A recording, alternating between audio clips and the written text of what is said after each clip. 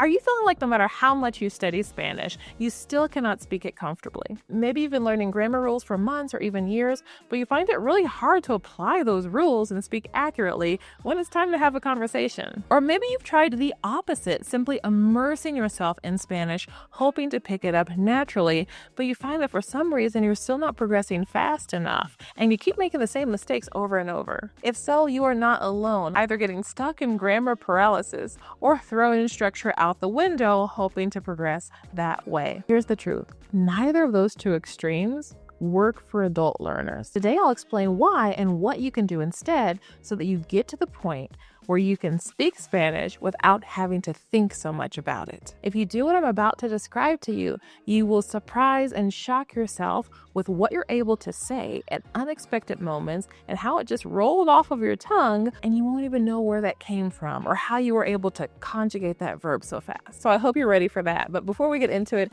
if you're new to me, te doy una gran bienvenida. My name is Erica Ray. I'm a former Spanish medical interpreter turned Spanish teacher and language coach, now living and loving life abroad here in Mexico for the past 11 years now, which is wild to think about.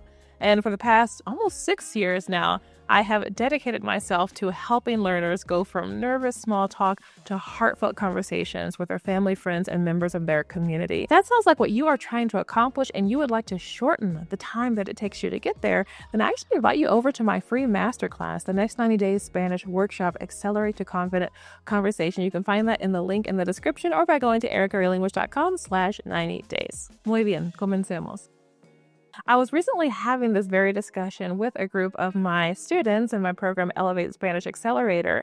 It was an excellent discussion. So many points were brought up. And so I really wanted to bring the summary here to you as well, since I know it will be beneficial for so many of you. So let's talk about extreme number 1, trying to learn the language through grammar rules. This does not work. Why? Because knowing a rule, even very well, does not translate into being able to use that rule properly when you are speaking spontaneously. You see, grammar knowledge is passive, where speaking requires active use. Speaking requires instant recall, not just knowledge of the language. In a conversation, you don't have time to pause, recall the grammar rule, analyze how to apply it, and then form your sentence. Your conversation partner will be long gone by then. Unlike a writing exercise where you can stop and think, speaking requires automaticity, the ability to produce language quickly without thinking about every rule. And just because you understand a rule doesn't mean that you've practiced applying it in different real-life situations. Think about it. If you had to go in for a surgery, who would you prefer to operate on you? The doctor who has aced all of his exams, obviously knows human anatomy very well, and is now ready to operate on you as his first patient, or the doctor with years and years of practical experience doing this exact same procedure? Now, I'm not a doctor, but I'm pretty sure that both of those doctors probably have an equal amount of knowledge about the actual names of the anatomy of the body, because we only have so many parts. And the first doctor knows all the theory. He could surely explain to you the precise steps, explain the potential risk, and even cite medical studies on best practices. But knowing what to do is completely different from having the ability to do it smoothly under pressure. The experienced doctor, on the other hand, does not have to stop and think about every single step. He's done the procedure so many times that his hands almost automatically move in the right sequence. And if something unexpected comes up, a slight complication or an anomaly, he won't freeze or panic. He has the experience to adapt in the moment and keep things running smoothly. This is how language works. You may know many grammar rules inside and out, but if you haven't practiced using them in conversations many times again, you won't be able to apply them fluidly. Just like the new doctor, knowing what to do but hesitating with every incision, am I doing this right? You're going to pause, you're going to second guess everything that you're saying because you haven't yet built up the real life skills to make your speaking second nature. Let's even just think of something really wild. Let's imagine a person who never went to medical school. I'm not encouraging this, by the way, but let's just imagine, okay? A person who never went to medical school, but somehow had the opportunity to stand beside a world-class surgeon and observe him do the same procedure thousands of times. And without even speaking, he sees what is happening. And one day the surgeon says, you know what? It's your turn.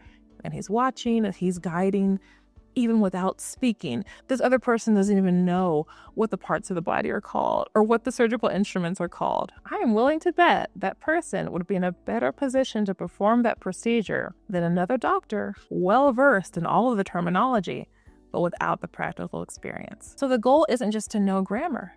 That will not help you speak. The goal is to train your brain, your tongue, everything needed to produce correct sentences without conscious effort. Now, in my masterclass that I've linked in the description, I introduce you to several case studies of students who have done just that, each having unique speaking goals, but following the same methodology that I'm going to go into a little bit in a moment. So do be sure to check out that masterclass in the description. All right, let's talk about extreme number 2. But first, drop me a comment below saying entendido, meaning understood, if this first point makes sense. Does it make sense why you don't need to understand all of the grammar rules or even know the names of the grammar or understand the theory or the why behind everything in order to speak accurately? Entendido o no entendido? Extreme number 2, just immerse yourself. You'll pick it up naturally without any study at all. This is an interesting one because could it work? It could. If you can immerse yourself in a Spanish-speaking country, and not only that, and you listen, you read, you write, you speak almost exclusively in Spanish. Everything that you consume is in Spanish, and you make yourself understood in Spanish every single day, no matter how hard it is. And through so much input, you get really good at hearing your own mistakes and self-correcting, or you convince other people to correct you when you make mistakes, and you will learn fast. This is like the person who didn't study medicine at all and through sheer observation and doing learns how to do a surgery. But here's the thing, most of us, as adults especially, simply do not have those circumstances. Most of us have jobs that require we speak in English or whatever our language is, depending on where we live. Most of us have family members who also speak English or whatever our native language is, who we probably would like to continue to communicate with. I hope you want to keep communicating with your close family members. So most of us can't be that person who is constantly immersed in Spanish and who finds that it is impossible to communicate if they do not speak in Spanish. That was certainly not my circumstance.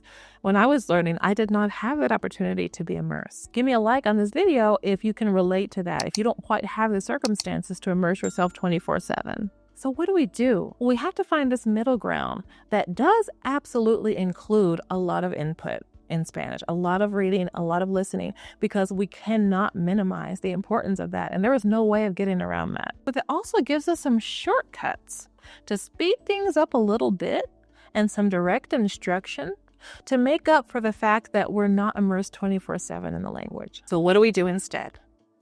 We focus on grammar patterns, not rules. We start to notice those patterns initially through lots of input. But the easiest way to learn to adopt those patterns into our own speech is by breaking the language down and taking a topic-based approach so that we can make the most of the limited time that we have as adult language learners. Let me give you a real-life example from a student of mine. She really wanted to improve her past tenses. She had already identified past tenses as her struggle point. And when I did her evaluation and we were conversing in Spanish, I noticed that she was absolutely right. She really had a good command when she was speaking in present tense, but the past tenses were really difficult for her, both of what we call the preterite and the imperfect tense. And she wasn't struggling with them for lack of trying. She had the conjugation charts and the list, and she had been drilling herself and studying up on the grammar and all of the why and the when we use each type of grammar, but it just hadn't been enough. So we dove further into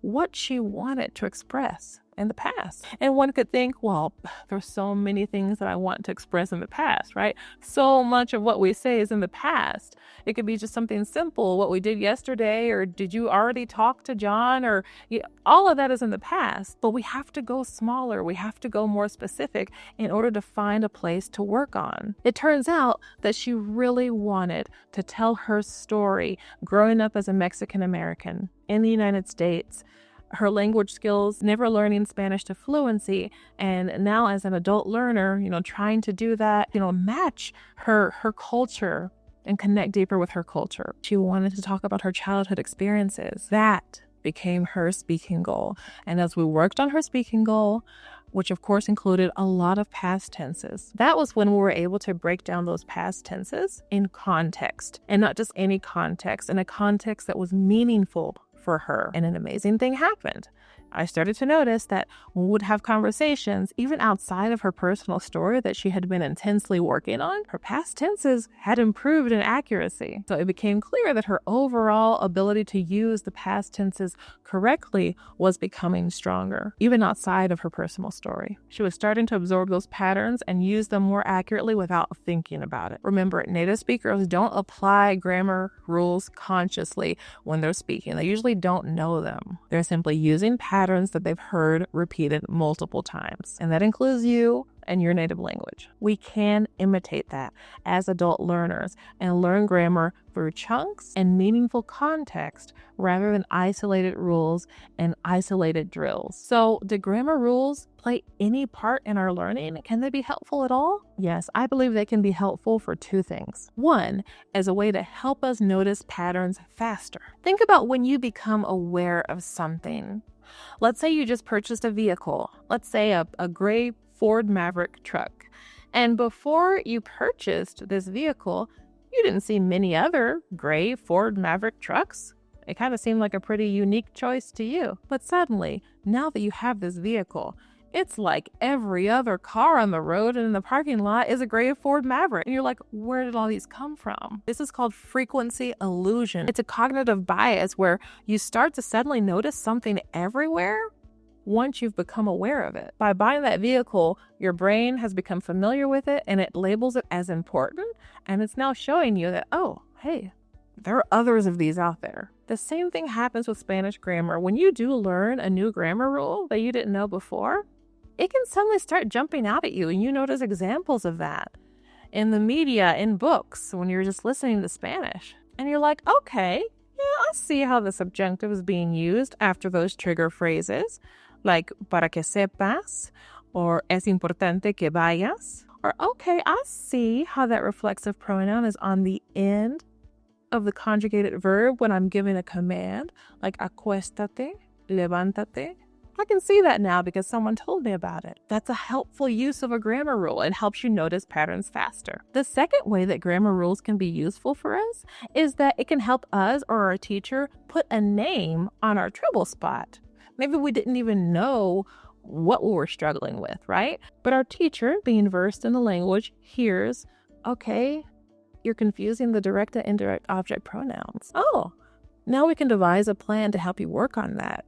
In context, of course. So grammar rules aren't useless, but they are not the way in which you're going to learn a language. You have got to practice in order to get a good grasp of these grammar points. You have to practice in context, but know that you don't need to master one point before moving on to the next one, because learning is cyclical. You're going to come back. You may touch on a basic conversation that's including direct and indirect object pronouns right now, because this is the conversation that you need right now. And 6 months from now, you may circle back to direct and indirect object pronouns, now with more general language knowledge and a more advanced conversation. So never feel like I need to understand this perfectly before I can move on to the next thing. Get a grasp on it enough for what you need for your next speaking goal. In summary, what can we conclude? Whenever you have a grammar point to work on, make sure that you're learning it for a reason and that you're going to be willing to put in a significant amount of practice in order to get a grasp on it and for it to become more natural. Don't study a grammar point just because that's usually what comes next in the school syllabus. Learn your grammar because you need it to express a particular thing. Ask yourself, why do I want to learn that right now? And I know that you're probably not used to asking yourself that.